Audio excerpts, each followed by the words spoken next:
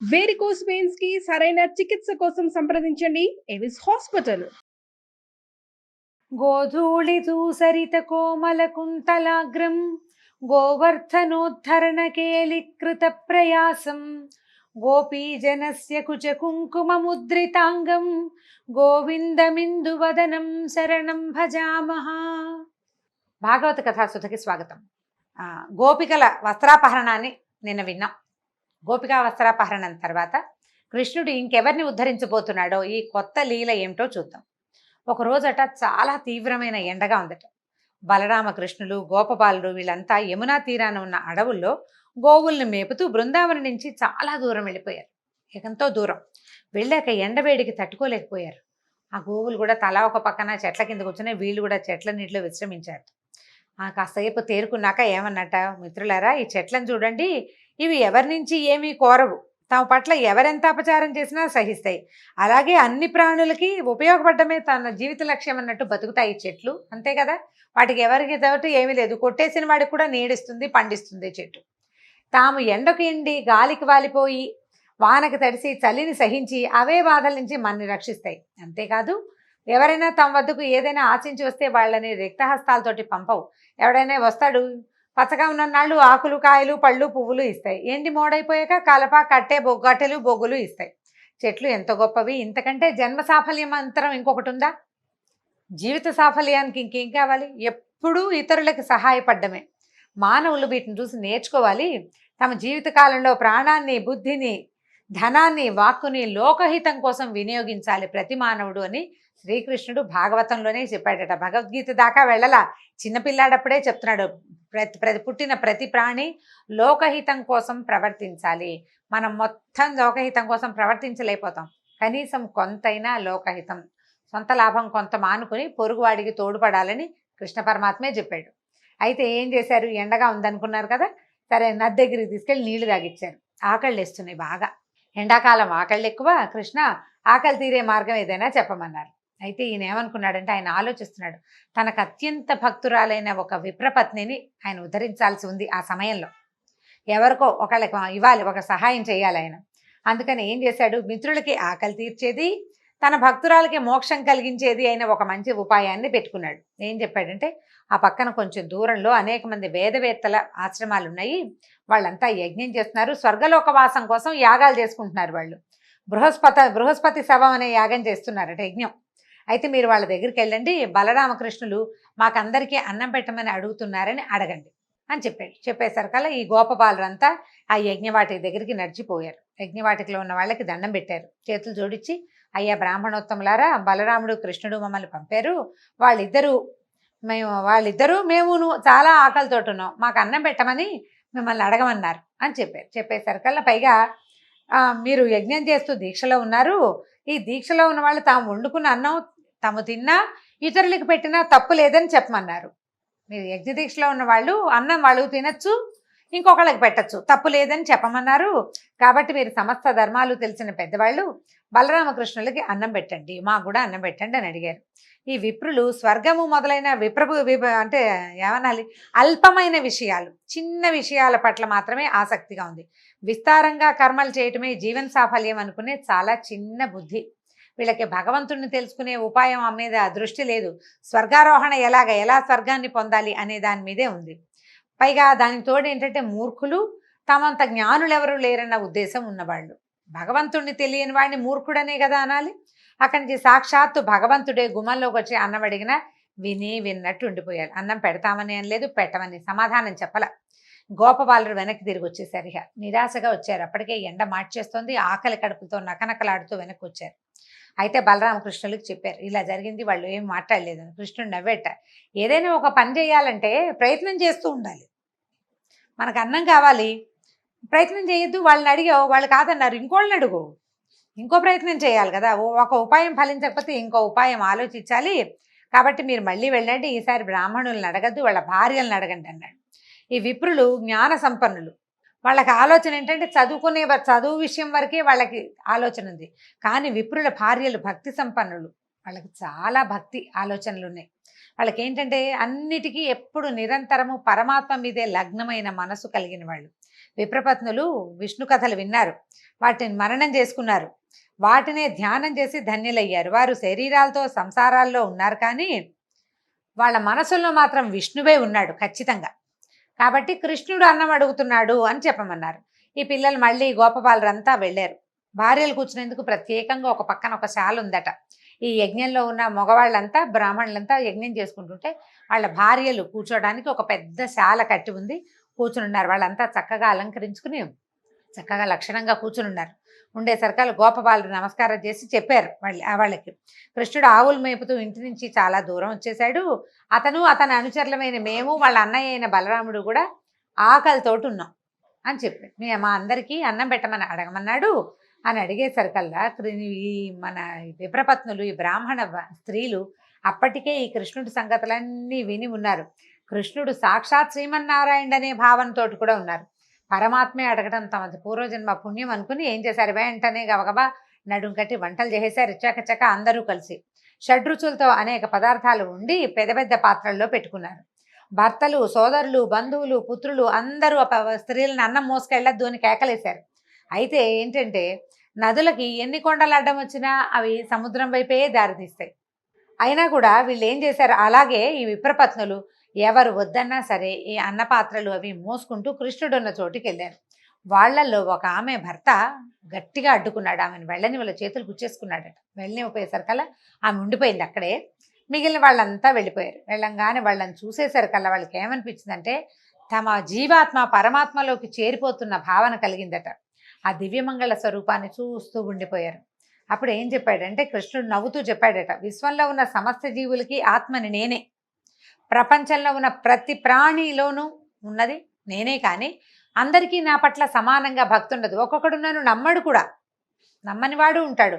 కొందరి భక్తి ఏంటంటే ఫలాపేక్షతోటి ఉంటుంది. ఈ పూజ చేస్తేనో, ఈ పారాయణ చేస్తేనో, ఈ నోములు చేస్తే ఈ కోరిక తీరుతుంది, ఇన్ని కొబ్బరికాయలు కొడితే ఈ కోరిక తీరుతుంది, ఈ నామాలు రాస్తే ఈ కోరిక తీరుతుంది.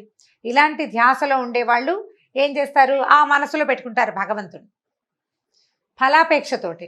ఆ కోరిక తీరే వరకు వాళ్ళ భక్తి దృఢంగా ఉంటుంది. మనం రోజు రామకోటి రాస్తాం అంటే అందరూ ఇలా ఉంటారని నేను చెప్పటం లేదండి, మాట సామెతకి చెప్తున్నాను అంతే. ఈ మన పని అయ్యేదాకా, మా పిల్లలు పైకి వచ్చేదాకానో, లేకపోతే వ్యాపారం పైకి వచ్చేదాకానో, మా ఆరోగ్యము ఏదో అనారోగ్యంలో ఉన్న వ్యక్తి తిరిగి వచ్చేదాకానో ఉపవాసం చేస్తామనో, రామకోటి రాస్తామనో, ఏదో సాయినామని రాస్తామనో, ఇంకోటి రాస్తామనో పెడతారా. అది అయిపోయాక ఏమవుతుంది, ఇది మానేస్తాం మనం కదా, సహజంగా జరిగేదేనండి. ఇది తప్పని అనడం లేదు, తప్పని భగవంతుడు కూడా చెప్పటల్లా. ఫలాపేక్షతో ఉండే భక్తిని గురించి చెప్తూ ఈ మాట చెప్తున్నాడు. వాళ్ళ పని అయిపోయాక ఇంకా భక్తి ఉండదు, ఇంత దృఢంగా ఉండదు, కొద్దిగా ఉంటుంది. ఆయన పట్టుకున్నాం, పని అయ్యింది, ఈసారి మళ్ళీ అవసరం ఉన్నప్పుడు మళ్ళీ పట్టుకుందామని ఒక ఆఫీసర్ భావన ఉంటుందన్నమాట భగవంతుడి మీద. అయితే కొందరికి భక్తి అహైతుకి అంటే ఫలాపేక్ష లేనిది, వాళ్ళకి నిర్మలమైన ప్రేమ నిరంతరం ఉంటుంది. ఎవరు ఎన్ని అవరోధాలు కల్పించినా, ఏం జరిగినా, మనమే నడుస్తూ గోతులో పడినా కూడా భక్తిలో మార్పు ఉండదు. మనం గోతులో పడితే భగవంతుడు ఏం చేస్తాడు అనిపిస్తుంది. సాధారణంగా మనకెట్లా ఉంటుంది, ఏదైనా రాగానే ఇంకా దేవుడు లేడనేస్తాం. మరణం సంభవించగానే దేవుడు లేడు, ఏదైనా ప్రమాదం అయితే దేవుడు లేడు, వ్యాపారం పాడైతే దేవుడు లేడు, ఉద్యోగం పోతే దేవుడు లేడు. అవన్నీ మనకొచ్చిన సమస్యలు. దానికి భగవంతుడు ఉండడానికి దీనికి అసలు సంబంధమే లేదు. ఆ ధ్యాస ఉండదు మనకు అవన్నీ ఇవ్వడానికి దేవుడు ఉన్నాడని మనం నమ్ముతాం. ఈ ఫలాపేక్ష ఉన్నవాళ్ళు అది. కానీ ఫలాపేక్ష లేని, ఏ హేతువు లేని నిర్హేతుకమైన భక్తి ప్రపత్తులు కొంతమందిలో ఉంటాయి. ప్రత్యేకమైన వ్యక్తులు, సాధారణ జీవితాలు గడపరు వాళ్ళు, మనలాగా ఉండకపోయి ఉండొచ్చు బహుశా. అయితే ఈ వీళ్ళకి చెప్తున్నాడు, మీరు అటువంటి నిర్మలమైన భక్తి కలిగి ఉన్నవాళ్ళు.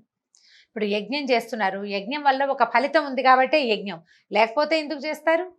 వీళ్ళు కృష్ణుడికి అన్నం తెచ్చారు, ఏం ఫలితం లేదు, వాళ్ళకి ఏం అక్కర్లేదు, ఆకలితో ఉన్నాను అన్నం పెట్టండి అన్నాడు, పట్టుకొచ్చారు. ఆయన డబ్బిస్తాడనో ముక్తిస్తాడనో ఊహ ఏం లేదు వాళ్ళకి.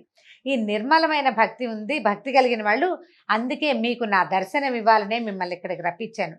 మీరు వచ్చిన పని పూర్తయిపోయింది, నన్ను చూసేశారు కదా, ఇంకా మీరు వెనక్కి వెళ్ళిపోండి, మీ భర్తల యజ్ఞం పూర్తి చేసేందుకు సహకరించండి అనేసరికి ఆ స్త్రీలు ఒప్పుకోలేదట. వద్దునైనా మేము వెళ్ళము, వేదాలు ఘోషించే మాటలు సత్యమని నిరూపించు, నీ పాదాంబోజాలు అంటే నీ పాదాలు చేరినటువంటి భక్తులకి ఇక ఈ భవాంబోతులు ఈ ప్రపంచంలోకి తిరిగి రావడం లేదు. ఎవరైతే వైకుంఠంలో స్వామి సాయుధ్యాన్ని పొందుతారో వాళ్ళకి మళ్ళీ పుట్టుక లేదు అని వేదాల్లో చెప్పబడింది. అది నిరూపించు, వేదాలు ఉపనిషత్తులు చెప్తున్నాయి. నిరూపించు, మేము నీ పాదాలు పట్టుకున్నాం, సర్వసంగాలు త్యజించేసాం, భర్తలు లేరు, కొడుకులు లేరు, తమ్ముళ్ళు లేరు, మామయ్యలు లేరు, అందరినీ వదిలిపెట్టి వచ్చేసాం, నీ పాద సేవా భాగ్యాన్ని మాకు అనుగ్రహించు, ఇంతకు మించి ఇంకా ఏమీ అడగమన్నారట. నీ పాదాల మీద పడిన తులసి దళం మాకివ్వు, అది 14 భువనాదుల మీద ఆధిపత్యం కంటే ఎక్కువ. మేము ఇప్పుడు వెళ్ళినా మమ్మల్ని వాళ్ళని తిరస్కరించి ఇక్కడికి వచ్చామని వాళ్ళు మమ్మల్ని కోపంతో భర్తలు కానీ బంధువులు కానీ పుత్రులు కానీ స్వీకరించరు. ఇది సహజంగా జరిగే కదా. నా మాట కాదని వెళ్ళావు, ఏమంటూ వచ్చావు, ఎక్కడి గురించి వచ్చావో అక్కడికే వెళ్ళిపో అంటారు, ఎవరి కోసం వెళ్ళావో అక్కడికే పొమ్మంటారు. లోక సహజంగా జరిగేది. వాళ్ళు ఒప్పుకోరు నాయన అంటే కృష్ణుడు చెప్పాడు గట్టిగా, నేను మీకు అనుజ్ఞిస్తున్నాను, మిమ్మల్ని దేవతలు కూడా తిరస్కరించలేరు, దేవతలు కూడా మిమ్మల్ని కాదనడానికి వీల్లేదు. మీ స్వజనులందరూ అంటే మీ తాలూకు పరివారం, భర్తలు, పిల్లలు, తర్వాత అత్తమామలందరూ చక్కగా గౌరవంగా ఆదరంగా స్వీకరిస్తారు. ఈ దేహంతో ఈ లోకంలో ఉండగా నాకు సమీపంలో ఉండాలని, నన్ను సేవించాలని, అదే భాగ్యమని అని అనుకోకండి. నాకు దూరంగా ఉన్నప్పుడు అంటే నేను దూరంగా ఉన్నప్పుడు మీరు నా గురించే మాట్లాడుకుంటారు, ఇతరులు నా గురించి మాట్లాడితే శ్రద్ధగా వింటారు, నా రూపాన్ని మనసులో నిక్షిప్తం చేసుకుంటారు, నన్ను ధ్యానిస్తారు. భగవంతుడు దగ్గరలో ఉండటం కంటే దూరంలో ఉండటం చాలా గొప్ప విషయం అని చెప్తున్నాడు ఈయన. దూరంగా ఉన్నప్పుడే కదా ధ్యాస ఎక్కువ అవుతుంది, నా సాన్నిధ్యంలో ఉన్నప్పుడు అలా కుదరదు. కాబట్టి మీరు నాకు సమీపంలో ఉండాలని కోరుకోవద్దమ్మా. గృహిణులుగా మీకు జీవితంలో చాలా కర్తవ్యాలని, వాటిని శ్రద్ధగా నిర్వహించండి. ఆ ధర్మాన్ని పాటిస్తూనే మనసును నా మీద లగ్నం చేయండి, నాకు సన్నిహితులవుతారు, త్వరలోనే సాయుధ్యం పొందుతారని చెప్పి పంపించాడు.